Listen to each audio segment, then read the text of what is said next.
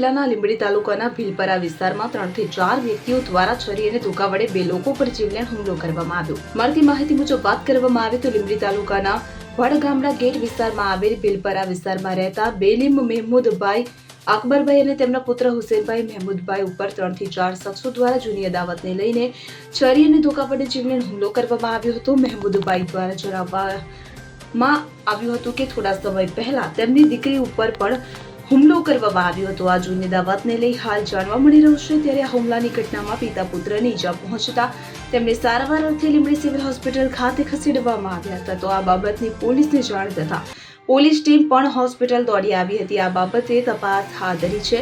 ત્યારે આ બાબતે મારામારીના ગુનાની એમએલસી લીંબડી સિવિલ હોસ્પિટલમાં નોંધાવવામાં આવી છે। ઘટનાને લઈ લોકોમાં કાયદાનો ભય જ ન રહ્યો હોય તેવું લાગી રહ્યું છે। મારું નામ બેલી મહેમૂદભાઈ અકબરભાઈ, હું અમારા જાતના મુસલમાન છું। હું કેરો કરવા હતું મારા વડગામડા ગેટે હું ઊભો હતો, અચાનક એ લોકો 2 ભાઈઓ આવીને અમારી ઉપર ઘા હુમલા કરવા માંડ્યા। હથિયારમાં હું હુમલો કર્યો? અત્યારે સરીઓ હતી, લાકડીઓ હતી, એ વડે હુમલો કર્યો અને મને હાથે પાછા વાગેલું છે। કેટલા જણા વાગ્યું? અમને 2 ભાઈઓને, 2 ને બાપ દીકરા 2 ને। શા માટે મેળા? એ કારણ તો છે ને?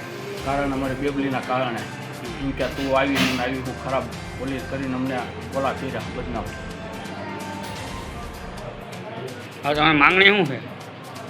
અમારી બેબલી ઉપર કેસ કરેલો છે, એ લોકોએ મારી બેબલીને એમને મારેલી છે બેબલીને, અને આ ટાંકા પતક માથામાં આવેલા છે, તોય અમે જાતું કરી દીધું। એક કેસ કર્યો તો અમે એના ઉપર,